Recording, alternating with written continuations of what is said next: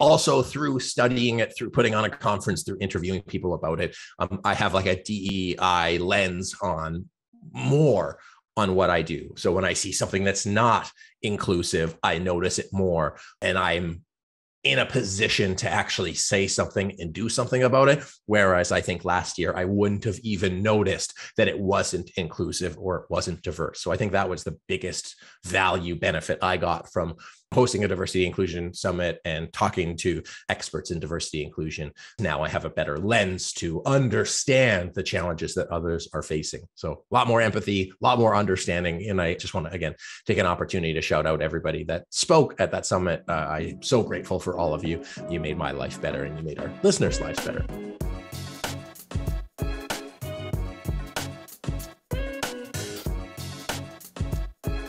How you doing, everyone? Anthony Taylor here on a live episode of the Strategy and Leadership Podcast. Thanks so much for joining us. I'm super excited because I wanted to share what I saw from this year in review. I've got a live stream going on YouTube. For those of you that follow us on YouTube, I thought it'd be cool to maybe potentially answer some questions. But as I'm recording this, it's December 22nd. So getting close to the holiday season if you celebrate Christmas. And if you don't, well, you're probably coming to the end of your calendar year. Crazy year on all accounts, obviously, with everything that's going on with COVID. But just so many changes in work, in life, in leadership. And for us as a company and myself as a practitioner of strategic planning, of leadership and executive coaching, I learned a lot of things. And so I wanted to take this opportunity before I go on my own break to share some of the reflections. And they kind of came into three big categories. Okay. So, one of them was work, all of the changes that happened with work and people over the past year, both, from my perspective and within our clients.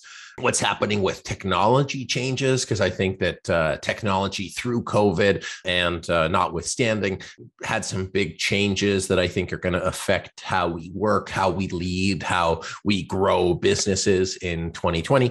And then also I just wanted to share kind of culturally and systemically what I see. And part of that was, what we learned from developing our leadership programs, what we learned through doing a diversity and inclusion summit, and then also what we learned from working with our nonprofit clients. So I wanted to share some stuff I've heard from the leaders that we're working with and the leaders that we get to interview. Then some of it is going to be on what I've seen in this past year. So hopefully you enjoy this episode. Hopefully you enjoy the live stream, and just appreciate everybody that's been following along with us, in 2021 and beyond that. It's been a very cool year. We've almost got 20,000. We got 17,000, almost 18,000 subscribers on YouTube. We get about 7,000 plays a week on our podcast. So if you're one of those people, I just appreciate you. And I really do try to connect with all of our listeners. So if you're watching this and you enjoy what we put in, be sure to just drop a note in the comments or in the chat just to say what's up. Because I think we're in 40 or 50 countries, something like that actively.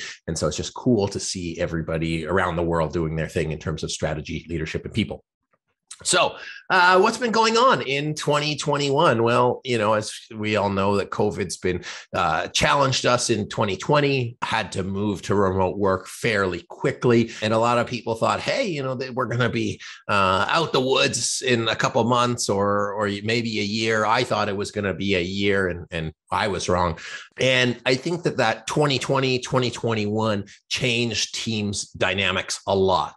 I think in 2020, everybody was reactive to remote work. I think 2021, people got a lot more comfortable with remote work. And mid 2021, I think things started getting back to normal, back to, in person and people managing more of a hybrid work style, as in some people moved back into the office fully because they preferred it. Some people stayed virtually more because they preferred it. And I think it was slowly transitioning back to in-person or more of a hybrid model. But really, I think as we get to Omicron and this next variant, I think that the hybrid work style, I think people really having to get comfortable with the chaos and uncertainty is really going to take hold. I think, a year ago, it was something that would pass. I think 2 years in, it was something that we were learning to live with. And I think in year 3, which is crazy that that's happening, everybody's going to have to incorporate it as part of their life and as part of their work and as part of kind of status quo. I could be wrong, but that's kind of how I see things right now. So how has that changed how teams do things? Well, there's obviously the team dynamics of people moving in and out of new jobs, a large economy of, self-employed workers and people, even greater taking control of their own work. I think the market demands are changing. And I think that companies that are growing and have been able to manage this change successfully, they're needing more workers. And so their ability to attract people, their ability to support people, and their ability to nurture people in this new world is going to be critical. It's going to take a whole different set of skills from a CEO and leadership team perspective. And it's going to take a whole new set of processes from a HR perspective to support people who have come to get used to a certain model. We were doing a strategy session the other day, and the leadership team largely had never met each other in person. Some people have been with a company for 18 months and never been in the same room. So I think that's going to become more and more common. And the need, want, desire for these teams to connect with each other is going to be important. And I think that the time so that they're going to be able to do it is going to be somewhat more sporadic. If we have to deal with, these regular bumps and blips, that I think that teams are going to have to be really intentional around how they work together and collaborate together. And I think that it's going to have to be more organized in how they work together and collaborate together. We talk about integrated work. So managing that hybrid work, managing the people that work remotely, managing the people that work in person. I think that's going to continue to be a challenge. And I think that HR and all leaders are going to have to be more adaptive to the needs of people versus kind of setting the structure and expecting people to fall into it. I think at the end of the day, it's all going to come to how you create a competitive advantage as an employer and as an organization. And I think the changes that are going to be made in 2022 and 2023 are going to provide quick impact and quick value. And I think the contrast of that is people who aren't going to react to that fast enough. So if you don't do anything in 2022, you don't do anything in 2023, you might not feel it right away. But I think that if you're not culturally responsive, you're going to really feel it in 2024. I think it's going to be a lagging indicator, but I think your company's going to suffer if you're not proactive with it. And I think if you react to it too slow, you're really going to be in trouble. So that's kind of one of the things I see there. And then what hasn't stopped is supply chain issues, disruptions. Weather is getting crazier. Supply chain issues for manufacturing, I believe, are starting to stabilize. But a lot of the clients that we've talked to, they're still facing the effects of what happened in 2021 and 2020. So downstream organizations are still hurting. So I think 2022, being able to either re-engineer, to manage expectations, to grapple with some of the disruption that their previous business had, and then to build in some business continuity, I think would be very, very wise. So, phase one, kind of catch up, and phase two, be able to build redundancy, being able to build structures and systems so that if this does happen again, the impacts will be less severe and won't be a constraint to growth as much as possible. And then, finally, it's uncertainty. I think people, I said it last year, I say it again now, that people were dealing with uncertainty. And I think the uncertainty is going to continue. I think we had a false sense of certainty that life was going to go a certain way. Now, as we look into, at least in BC, where I am, shutdowns happening again, and some states, nothing is happening. I think managing your people, managing the uncertainty at the local, regional, and then state levels, I think is going to be even more critical. And I think being adaptive, being reactive, as well as proactive is going to be critical for organizations to be successful. Clients' needs are going to change quickly. Your organization's needs are going to change quickly. So your team needs to be set up to deal with those things. And of course, from a strategic planning perspective, your strategic plan is used to guide you. I still think that a 3-year vision is relevant, applicable. I still think reviewing your goals yearly, quarterly makes a lot of sense, but your team needs to be aware and embrace the dynamic change and dynamic nature of business. So not be beholden to, hey, this is what we said, but actually look at opportunities both internally for development and growth, but then externally with, hey, what are your clients' needs? What does the market need? Because I think the market is changing very, very quickly as well. So that kind of leads me to the second point around technology. So in 2021, we saw a lot of technological change, much of it driven by COVID, much of it driven by other opportunities, but some of the notable ones. So, podcasts blowing up. There's a podcast on pretty much everything, including our strategy and leadership podcast. Subscribe if you haven't. YouTube is getting bigger and bigger. TikTok is getting bigger and bigger. But just, on its own, it might occur as just a social network. Why I think it's neat is the consumer-driven personalization. I've heard it said, and I believe it's reflective of, you talk about sales, and there's kind of the idea of like B2B and B2C. I think all sales now are B2C. The customization that you can do for an individual, the ability to target, the ability for algorithms to pinpoint what people need. I think your organization needs to be aware of how much consumers on the individual level play in making individual decisions. It's why we're on YouTube. It's why I wanted to go live today to connect with you one-on-one, even if we're not necessarily chatting one-on-one. Is, everything that we're doing is hyper targeted to CEOs of growing companies. And I think the ability to really connect on that messaging through those type of platforms is going to be critical for brands, for organizations, not only for sales, but I think also recruiting and really like telling that brand story and highlighting what the great organizations do. Talking from a strategic planning perspective, doing strategic planning meetings in person and virtual, or any planning meetings. I think how organizations work through technology and leverage technology is going to be critical. If you think, 10 years ago when tools like Basecamp were coming out, or Trello or Monday, that were all designed to leverage how people were working in office. I think that there's going to be a growth of tools that are helping organizations collaborate virtually. If you think of, big conferences and summits that used to happen, all of those moving online and trying to replicate that personalization, that experience, I think you're going to see a lot more tools that are designed for mass collaboration. We use them when we do our virtual strategic planning sessions. I think it's going to continue. I think it's going to increase because there's an ROI for organizations and companies to work more effectively, both synchronously and asynchronously. And I think that's really cool. And so one of the things coming out of that is like the metaverse.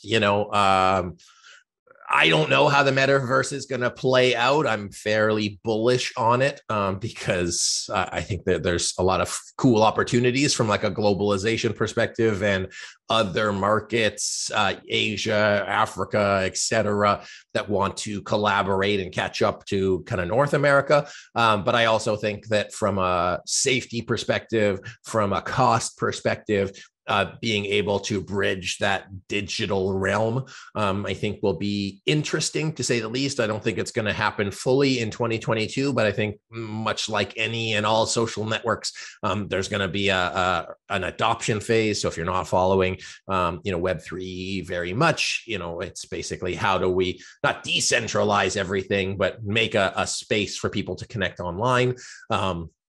There is the crypto kind of piece of it, as in like a digital economy. I think the digital economy piece is going to be very, very interesting to make finance move faster, decentralization of finance, that kind of thing. But mainly as it relates to strategy and leadership, I want to highlight that there's going to be a lot of digital tools for people to collaborate, to connect, to replicate the work that they would do in person.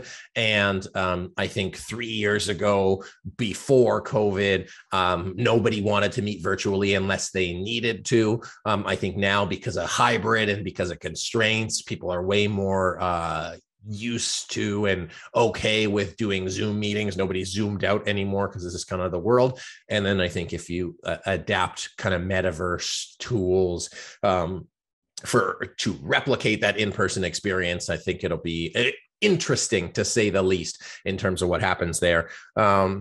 And then the last, that's more of a societal trend, but yeah. And then like just the stock market itself, it's really volatile these days. I'm interested to see how kind of those like small mid-cap companies address that. I think that there's so much more information that people can get out there. So, being able to increase the core value and then really being responsive to what the market needs. That's not really the space that we play in, but I think it's interesting on how the visibility into those types of organization has changed. And because of technological change and trend change, it's really important to be understanding of it from a leadership team perspective and recognizing what kind of the market wants and demands. I'm just going to boot my camera there. Fantastic. And then the last, it's not really like a technological trend, but in 2021 and 2020, the talk of DEI inside the boardroom, people doing training on it, understanding what it is. At SME, we led our first diversity inclusion summit. It was a lot of work, but man, I learned so much from going through that process. Diversity is not just like, obviously not diversity for diversity's sake, but the true meaning of diversity, why you do diversity of thought, diversity of experience, diversity of people, making sure that you have equity and inclusion and all of that, and following all the cool people on LinkedIn that talk about it. Really cool. How does that relate to you? Well, it's going to be asked for, it's going to be needed more. And I think that there's a value in doing it. So I'm always about the business sense of things, as well as the kind of human being obligation piece, because it's the right thing to do. It's why we did the summit. We believe it's the right thing to do. And I also believe that there's a strong business case for doing it. So look for that to be more, dare I say, mainstream in 2022, not because it's become popular per se, but because I think it's just what the market is going to want and need, especially people in there. And, be good, do good, like don't be a jerk to people. So I think understanding diversity, inclusion, and equity and all of the ways that you aren't diverse, inclusive, or equitable. I know as much as I try to do good things and do the right thing, I learned a lot of ways and how like I have subconscious biases or blind spots as it relates to that. So it's a really great learning experience for myself. And I look forward to take that into 2022.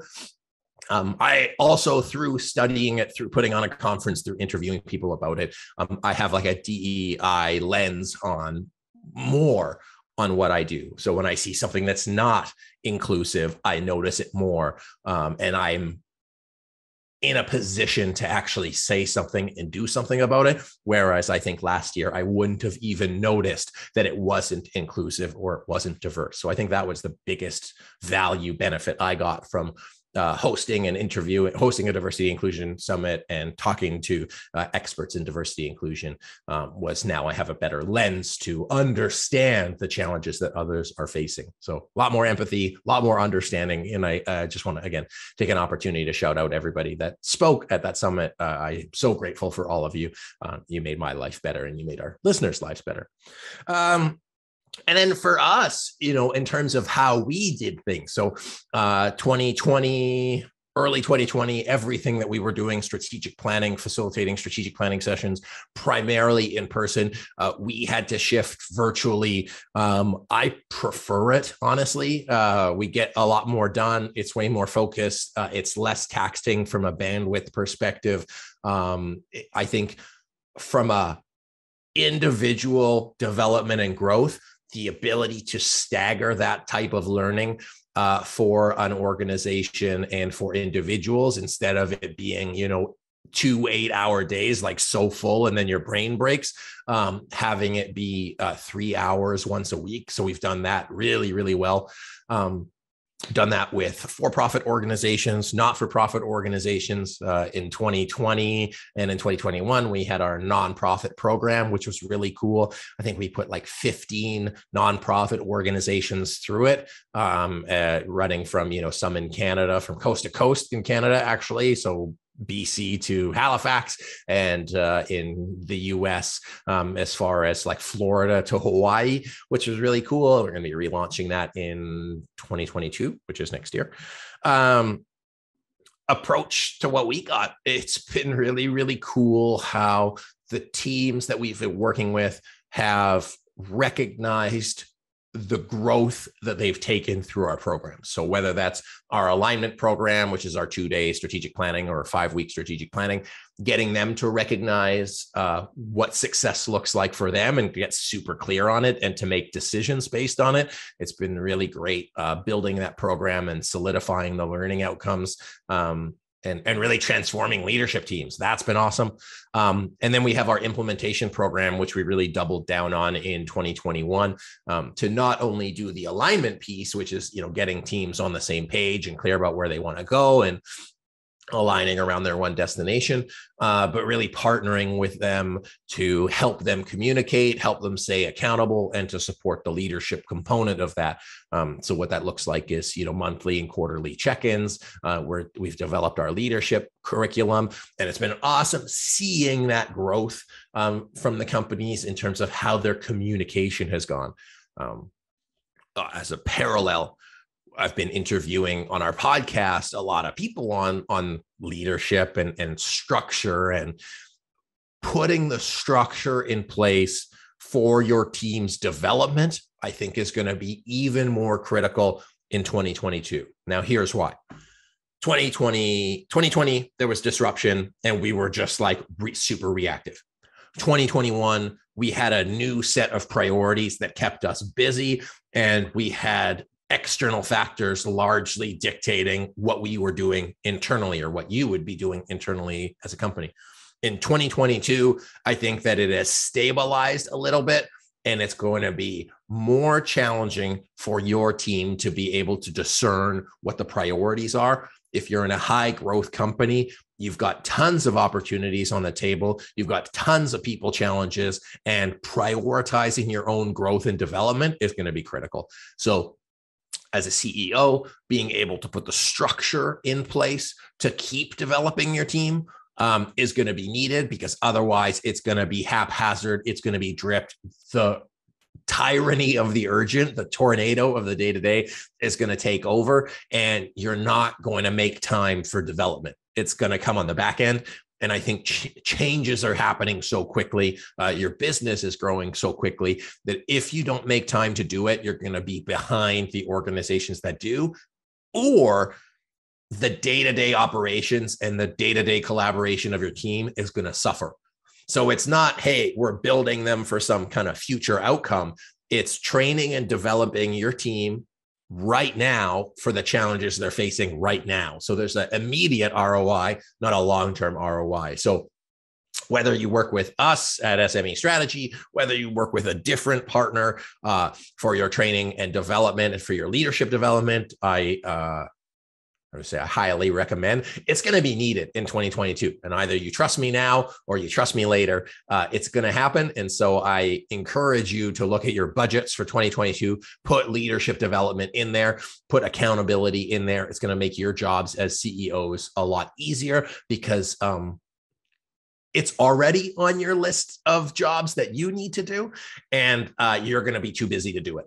And if you're too busy to do it and your HR person is too busy to do it, who's going to do it? And it's going to fall to the wayside and you're going to suffer. So check out our implementation programs, check out our learning and development curriculum, put it as part of your strategy development, because otherwise you're just going to be action focused and you're not going to be growth focused. And I think there's the theme of 2022, I think by and large is going to be growth. For people. So the ones that embrace it, the ones that are proactive in dealing with those growth opportunities, those change opportunities, are going to be successful. I think the ones that are holding on to how things could have been or should have been in 2020 and 2021, they're still going to be picking up the pieces behind you. So you've got choices, you've got opportunities, and it depends on what kind of CEO and what kind of leader you want to be for your organization. 2022, I see a lot of growth. I see a lot of growth for the people that embrace growth, and I see a lot of challenges for the people that are going to try to get it back to the way it was. I don't think it's ever going to go back to the way it was. And so you've got a choice on which one of those you want to be. Coaching people, leading. Oh yeah, I think people are going to need a lot more coaching, just on a personal level, not coaching for coaching's sake. I think that there's just going to be so much change on a personal basis, that, like, if you think of like personal life and business life or work life, that like integration, I think the separation, if they weren't burnt out already from it, and if they weren't I'm not going to say struggling, but if they didn't have a lot on their plate already, it's going to get to a tipping point. So if they've dealt with it already and they're in control, great. If they haven't, and then they're being added on more and more responsibilities, I think it's going to be challenging. And most senior leaders are already too busy to make that time. And if you don't support those people, they're going to get burnt out, and then they're going to quit. So I think we haven't seen the last of the Great Resignation. I think how it's going to play out is even the loyal people that are highly skilled are going to say, whoa, I actually really need to take care of myself now. And they're going to take the steps. They're going to really realize that they need to take control of their life. Otherwise, their life is going to take control of them, and it's not going to go well. So recommendations. I talked about it a little bit. What I think you should do in 2022, focus on development of your people. Put something in place to support the growth and development. I talked about the people, and I talked about the work, and I talked about the integration. I think if you put the right systems in place to support the development, you're not only helping them develop their capacity to deal with work challenges, I think you're helping them develop the capacity to deal with personal challenges. And there's a huge ROI of that. It makes you a great employer. And I think it's going to do, really great things for your people. Why we have the Great Resignation is because people aren't being taken care of. So take care of your people, put a development process in place, put an accountability process in place, so that the needs of the urgent don't overlap or take over the long-term benefits that you're trying to accomplish. I think some of the changes, especially the technological ones, especially if you're trying to do any diversity inclusion things, especially any transformational things, they're the right things to do, but they're not always urgent. And so even if you have a long range view, if you're saying, hey, like 2022, 2023, 2024, there's big milestones and big steps you need to put in place. You got to keep your own selves accountable to it, knowing what your short, medium, and long range targets are. If you do that, I think you'll be successful. So build the right structure for the right timeline of your goals and objectives. Dealing with changes, I think open communication channels. I think a change management process in place, having your team being able to talk about changes so that there's less resistance and you move through it faster. I think those are going to be two critical things. So support your people in dealing with change, whether that's internal change, which is almost certainly going to happen, whether it's external change, it's almost certainly going to happen, or whether it's personal change, almost certainly going to happen.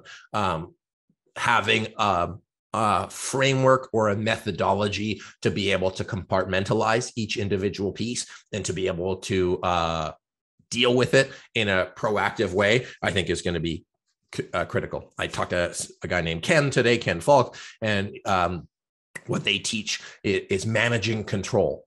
And so I think understanding what you are in control of, understanding what you're not in control of, and what you can control is going to be critical for empowering your people moving forward.